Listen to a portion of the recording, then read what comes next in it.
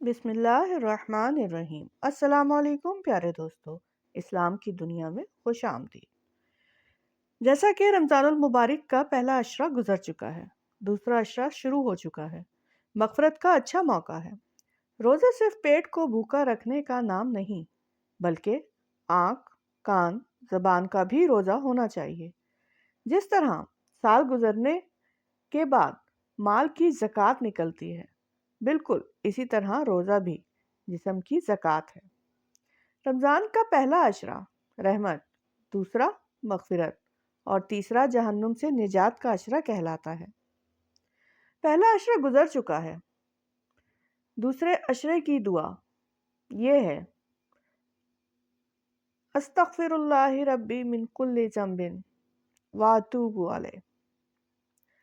اس کا ترجمہ کچھ اس طرح ہے: میں اللہ سے تمام گناہوں کی معافی مانگتا ہوں، جو میرا رب ہے اسی کی طرف رجوع کرتا ہوں۔ پیارے دوستو، دوسرا مغفرت کا عشرہ، جس میں پیارے نبی صلی اللہ علیہ وآلہ وسلم کی امت کے لیے گناہوں، غلطیوں اور کوتاہیوں کے لیے مغفرت ہی مغفرت ہے۔ رمضان کریم مسلمانوں کے لیے وہ خاص تحفہ خدا بندی ہے جس میں نفل نماز کا فرض نماز یا اس سے بھی زیادہ ثواب ملتا ہے۔ اس خاص مہینے میں شیاطین سخت زنجیروں میں جکڑ لیے جاتے ہیں، دوزخ کی آگ ٹھنڈی پڑ جاتی ہے، سحری کے وقت استغفار کا اہتمام کیا جاتا ہے۔ ارشاد خداوندی ہے: متقی لوگ باغات اور چشموں میں اس طرح رہیں گے کہ ان کا پروردگار انہیں جو کچھ دے گا اسے وصول کر رہے ہوں گے۔ وہ لوگ اس سے پہلے ہی نیک اعمال کرنے والے تھے اور سحری کے اوقات میں استغفار کرتے تھے۔ رمضان میں فجر سے شام تک مسلمان رضائے الہی کے لیے بھوکے پیاسے رہتے ہیں۔ اللہ کو صرف بھوکے پیاسے انسان کی عبادت کی ضرورت نہیں، بلکہ اس تعریف و عبادت کی تو فرشتے ہر وقت پاکی بیان کرتے رہتے ہیں۔ پر روزے کا مقصد یہ ہے کہ انسان ایسی حالت میں آ جاؤ کہ نہ کسی کا برا کرے، نہ سوچے، نہ برائی دیکھے، نہ ہاتھ سے کسی کو تکلیف پہنچائے اور نہ زبان سے کسی کو گالی گلوچ دے، دل اور دماغ میں سے کسی کے لیے سازش نہ سوچے۔ یعنی روزہ صرف پیٹ کو بھوکا رکھنے کا نام نہیں ہے، بلکہ آنکھ، کان، زبان کا بھی روزہ ہونا چاہیے۔ جس طرح سال گزرنے کے بعد مال کی زکوٰۃ نکلتی ہے، بالکل اسی طرح روزہ بھی جسم کی زکوٰۃ ہے۔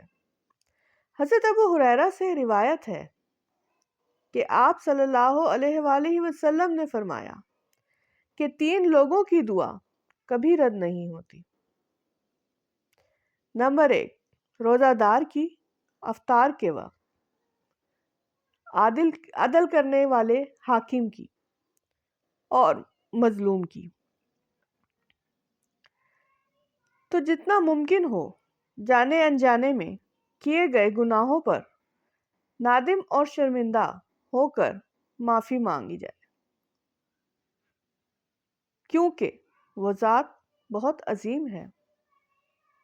معاف کرنے کو آئے تو بدکار کو بھی معاف کر دیتی ہے، اور اس کی پکڑ بھی بہت سخت ہے۔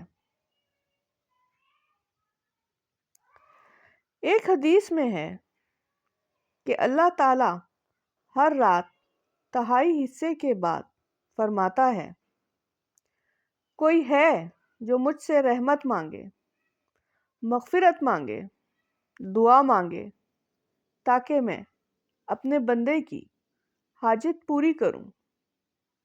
اس بابرکت مہینے کی ہر ساعت، ہر گھڑی ان گنت گناہ گاروں کو جہنم سے آزاد کیا جاتا ہے۔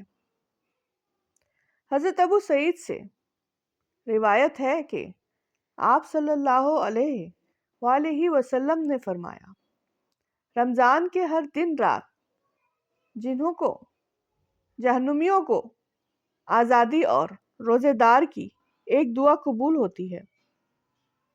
آپ صلی اللہ علیہ وسلم خود بھی قرآن پاک اور تراویح کا رمضان میں باقاعدگی سے احترام کرتے تھے اور صحابہ اکرام کو بھی قرآن پاک اور تراویح کی ہدایت فرماتے۔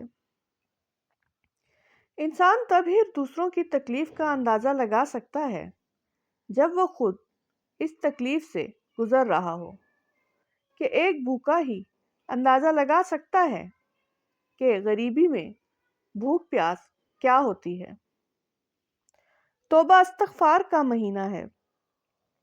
رسول پاک صلی اللہ علیہ وآلہ وسلم خود بھی استغفار کرتے رہتے اور امت کو بھی توبہ کرنے، گناہ سے بچنے کی تلقین فرماتے تھے۔ اسلامی معلومات اور واقعات کے لیے چینل اسلام کی دنیا کو سبسکرائب کریں، ویڈیو کو لائک اور شیئر کریں، کمنٹ میں اپنی قیمتی رائے سے ضرور آگاہ کریں کہ آپ کس شہر اور ملک سے ہیں۔ جزاک اللہ۔